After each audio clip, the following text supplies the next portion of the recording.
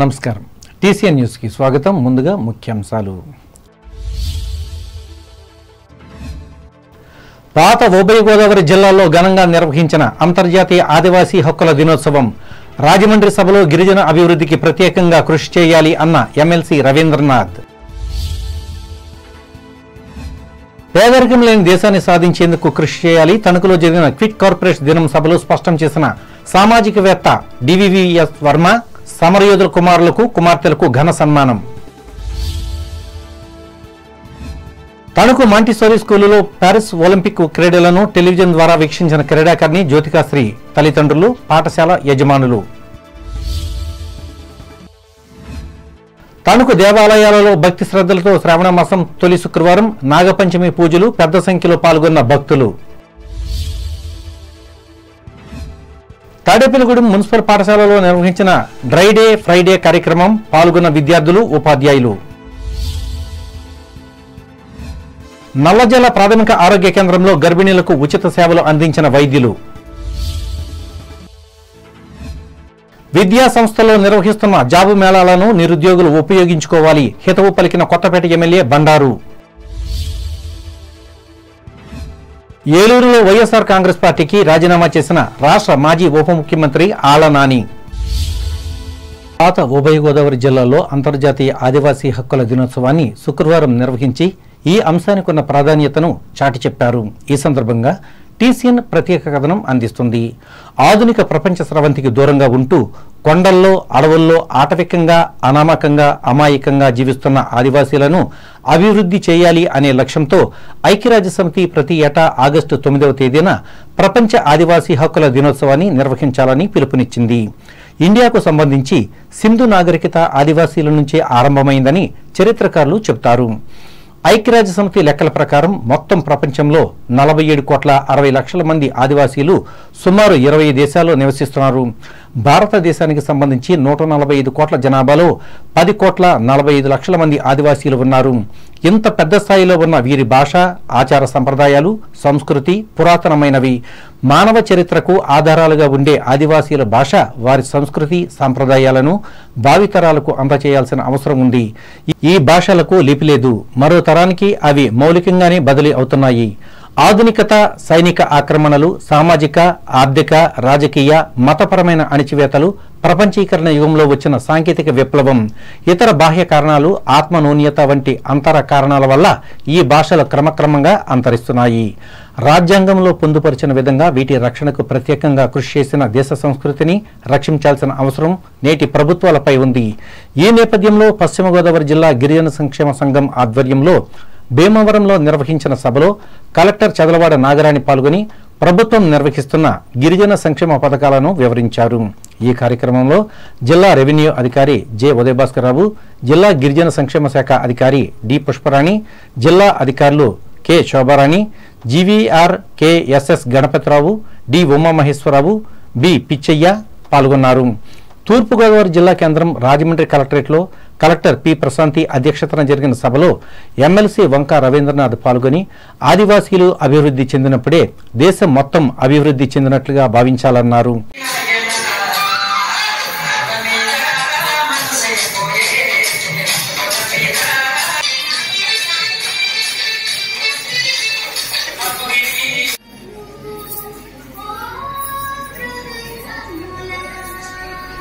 ఒక మూలాలు మనందరం కూడా ఆదివాసీ నుంచి మనం వచ్చి మనం అభివృద్ధిలోకి, సంస్కృతిలోకి, నాగరికతలోకి మనం ముందుకొచ్చాము. వారు అక్కడ సంప్రదాయాలు, అక్కడ కట్టుబడుతూ ఇలా ఉండిపోయారు. ఇందాక మా మాస్టర్ చెప్పినట్లు వారు ఆ ప్రాంతాల్లో వన్యంలో ఉండి వన్యప్రాణులతోటి సహజీవనం చేసుకుంటూ అక్కడ చక్కటి వ్యవసాయాన్ని అభివృద్ధి చేసుకుంటూ, మూడు వ్యవసాయం చేసుకుంటూ, ఆర్థిక సంపదని రక్షిస్తూ అక్కడ ఎంతో బతుకుతారు. కానీ వారికి కూడా అనేక సమస్యలు ఉంటాయి. మరి ఆ సమస్యలు తీర్చడం కోసం ప్రపంచంలో అన్ని దేశాల్లో కూడా అనేక సమస్యలు ఉన్నాయి కనుక ప్రతి ఒక్కరూ కూడా, ప్రతి దేశంలో కూడా ఆదివాసీల సమస్యలు అడ్రస్ చేయాలంటే ఆగస్టు 9ని ఆదివాసీ టేకన్ పెట్టడం జరిగింది. మరి మొన్న నేను ఆస్ట్రేలియా వెళ్ళాను. ఆస్ట్రేలియా వెళ్ళినప్పుడు అక్కడ ఆదివాసీలు ఉంటారు. వారికి ఆ ప్రభుత్వం చాలా గుర్తింపు ఇచ్చి చాలా కాపాడుతుంది. వారికి ఎటువంటి ఇబ్బంది రాకుండా, ఎటువంటి ఆటంకం రాకుండా వారికి అనేక వసతులు, ఫెసిలిటీస్ ఇచ్చి ఆ యొక్క తెగని లిపిలేని ఆ సంస్కృతిని వారిని అలాగే గుర్తయ్యేలాగా వారు కాపాడుతుంది. ఈ సమావేశంలో శాసనసభ్యులు గోరంట్ల బుచ్చయ్య చౌదరి, జిల్లా SP D Narasimha Kishore, incharge joint collector G Narasimhulu, tribal welfare అధికారి కెఎన్ జ్యోతులు పాల్గొని మాట్లాడారు. కాగా ఏలూరు జిల్లాకు చెందిన బుట్టాయిగూడెం మండలం కోట రామచంద్రాపురం ఐటీడీఏలో జరిగిన ఆదివాసీ దినోత్సవ సభలో collector K Vetriselvi, Polavaram MLA Chirri బాలరాజులు పాల్గొని ఆదివాసీ పతాకాన్ని ఆవిష్కరించారు. అనంతరం విద్యార్థులతో కలిసి వీరు గిరిజన నృత్యాలు చేసి అందరినీ ఆనందపరిచారు. వివిధ శాఖలకు సంబంధించిన పోషకాహారం, మెడికల్, వెదురుతో తయారు చేసిన వస్తువులతో పాటు పలు రకాల గిరిజన ఉత్పత్తులకు సంబంధించిన స్టాల్స్ ను ఏర్పాటు చేయగా దీనిని ప్రజలు ఆసక్తిగా తిలకించారు. ఈ కార్యక్రమంలో Gopalapuram MLA Maddipati Venkataraju, joint collector P దాత్రిరెడ్డిలు పాల్గొన్నారు.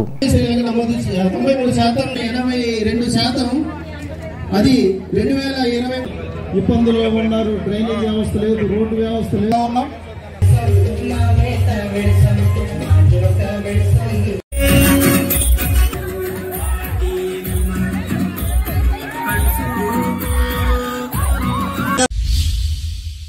ఆంధ్రప్రదేశ్ రైతు, కార్మిక, ప్రజా సంఘాల ఐక్యవేదిక ఇచ్చిన పిలుపు మేరకు తణుకులో క్విట్ కార్పొరేట్స్ దినాన్ని శుక్రవారం ఘనంగా నిర్వహించారు. ఈ సందర్భంగా స్వరాజ్య భవన్లో జరిగిన సభలో ప్రముఖ సామాజికవేత్త, దారిదీపం పత్రికా ఎడిటర్ డివివిఎస్ వర్మ మాట్లాడుతూ జాతీయ ఉద్యమంలో ఆగస్టు 9వ తేదీన బ్రిటిష్ ప్రభుత్వానికి వ్యతిరేకంగా క్విట్ ఇండియా ఉద్యమం ఆరంభం అవగా ప్రస్తుతం క్విట్ కార్పొరేట్స్ ఉద్యమం ఇదే రోజు దేశమంతటా జరగడం విశేషమన్నారు. ముఖ్యంగా రైతుల హక్కుల కోసం వారు పండించిన పంటలకు గిట్టుబాటు ధర రావాలని స్వామినాథన్ కమిటీ చేసిన సిఫార్సులను అమలు చేయాలని కోరుతూ ఢిల్లీలో కిసాన్ మోర్చా, వామపక్ష కార్మిక సంఘాలు ఈ ఉద్యమానికి శ్రీకారం చుట్టాయన్నారు. దీనిని ప్రజలంతా బలపరచాలని ఆయన కోరారు. ఏమిటి దీని ప్రత్యేకత అంటే మీ అందరికీ తెలుసు, రైతు సంఘాల వాళ్ళు దాదాపు సంవత్సరం పైగా ఆందోళన చేశారు. ఢిల్లీ పరిసరాల్లో మొత్తం రోడ్ల మీద ఆక్రమించుకొని ఆందోళన చేశారు. ఎందుకంటే కార్పొరేట్లకు అనుకూలంగా 3 చట్టాలు తీసుకొస్తే కేంద్ర ప్రభుత్వం ఆ చట్టాలు ఉపసంహరించుకోవాలనే డిమాండ్ తోటి వాళ్ళు ఆందోళన చేశారు. ఆందోళనలో మొదటి భాగం అది. దాని తర్వాత ప్రభుత్వం ఉపసంహరించుకుంది ఆ 3 చట్టాలని. కానీ వాళ్ళ ప్రధానమైన మరో డిమాండ్ ఉంది. అదేంటంటే దానికి గిట్టుబాటు ధర కావాలి పంటలకి. స్వామినాథన్ కమిషన్ గురించి మీరంతా వినుంటారు. స్వామినాథన్ కమిషన్ ఏం చెప్పిందంటే ఎంత ఖర్చు అవుతుందో పెట్టుబడి అది ఒక క్వింటాల్ దిగుబడికి, దాని మీద 50% అదనంగా వేస్తే వ్యవసాయం లాభసాటి అవుతుంది. అనంతరం స్వతంత్ర సమరయోధులు కుమారులను, కుమార్తెలను సన్మానించి గౌరవించారు. ఇందులో భాగంగా దేశం కోసం త్యాగం చేసిన సమరయోధులు భూపతిరాజు సుబ్బరాజు, శంకు అప్పారావు, వంక సత్యనారాయణ, చల్లా అప్పారావు, ఎర్రమిల్లి నరసింహారావు, అజ్జరపు సుబ్బారావుల కుమారులు, కుమార్తెలు డాక్టర్ భూపతిరాజు రమేష్ చంద్రబాబు, భూపతిరాజు ఝాన్సీ, భూపతిరాజు ఉమాంబ, శంకు మనోరమ, వంక మోహన్ రావు, చల్లా భరణి కుమార్, చల్లా హైమావతి, ఎర్రమిల్లి విజయలక్ష్మి, అజ్జరపు శ్రీరామచంద్రమూర్తులను సత్కరించి వీరి తండ్రుల పోరాట స్ఫూర్తిని వివరించారు. ఇంకా ఈ సమావేశంలో ఏఐటియుసి రాష్ట్ర కార్యదర్శి కోనాల భీమారావు, సిఐటియు జిల్లా కార్యదర్శి పివి ప్రతాప్, సామాజిక న్యాయ పోరాట సమితి రాష్ట్ర వ్యవస్థాపక అధ్యక్షులు పేరూరి మురళీకుమార్, రైతు సంఘం జిల్లా నాయకులు లంకా కృష్ణమూర్తులు పాల్గొని మాట్లాడారు. ప్యారిస్ నగరంలో జరుగుతున్న అథ్లెటిక్స్ లో భారత ప్రతినిధిగా పాల్గొన్న తణుకు మాంటిసోరీ స్కూల్ పూర్వ విద్యార్థి దండి జ్యోతిక శుక్రవారం జరిగిన పరుగు పందెం ఆడి ప్రపంచ ప్రజలను ఆకర్షించారు. 400 మీటర్ల పరుగు పందెంలో ఆమె 8వ స్థానంలో నిలిచింది.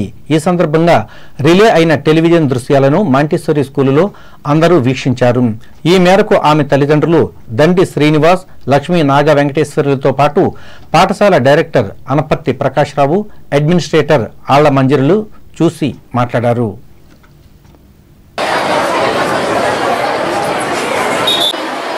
ఇప్పుడే పేరు తెచ్చుకుంటే మన ఇండియాకి సగర్వంగా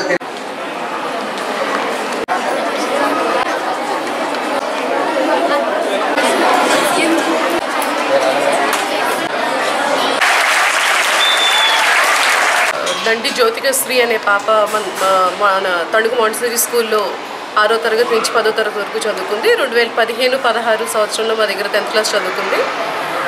10th క్లాస్ చదివే టైంలోనే అమ్మాయి 400 మీటర్ల నేషనల్ అథ్లెటిక్స్లో పాల్గొనటం, అందులో సెకండ్ ప్రైజ్ రావడం జరిగింది. సంవత్సరంలో సగం రోజులు ట్రైనింగ్కే వెళ్ళినా కూడా అమ్మాయి 10th క్లాస్ 90% మార్క్స్తో పాస్ అయింది. అలాగే ఈరోజు ఆ అమ్మాయి ప్యారిస్ ఒలింపిక్స్లో పాల్గొనడం జరిగింది. ఇది మన దేశానికి, మా స్కూల్కి, మన తణుకు పట్టణానికి కూడా ఎంతో గర్వకారణం అని మేము భావిస్తున్నాము. ఈరోజు పాప మెడల్ సాధించలేకపోయినా కూడా వచ్చే ఒలింపిక్స్లో కూడా తను పాల్గొని మంచి మెడల్స్ దేశానికి అందిస్తుందని మేము.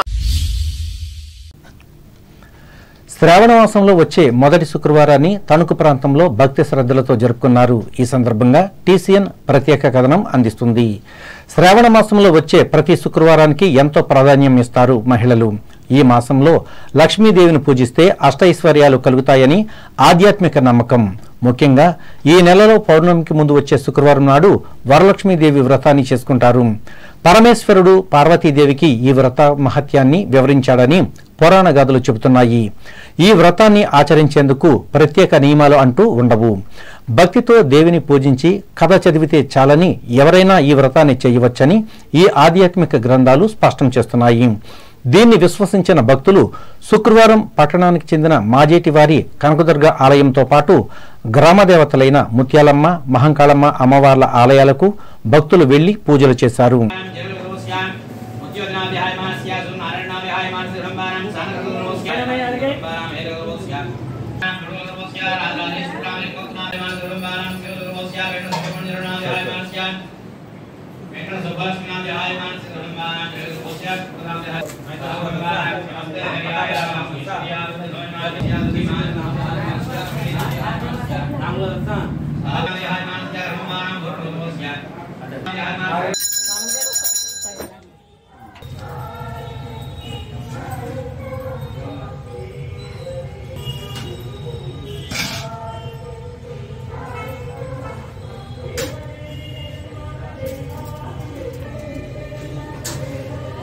ఇది ఇలా ఉండగా నాగపంచమిని కూడా తణుకులో అత్యంత భక్తి శ్రద్ధలతో జరుపుకున్నారు.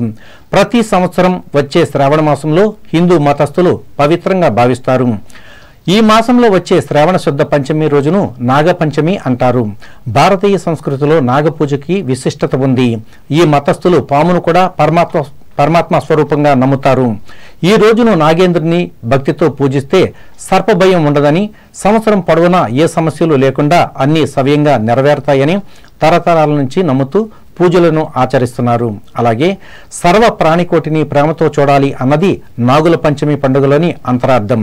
ఈ సందర్భంగా తణుకు పామర్తివారి గుడిగా ప్రసిద్ధి చెందిన నటరాజ సీతారామ సుబ్రహ్మణ్యేశ్వర స్వామి దేవాలయంలో నాగపంచమి పూజా మహోత్సవాన్ని నిర్వహించి కళ్యాణం చేశారు. ఈ కార్యక్రమంలో ఆలయ కార్యనిర్వహణ అధికారి ముత్యాల సత్యనారాయణ, నిర్వాహకులు పాల్గొన్నారు.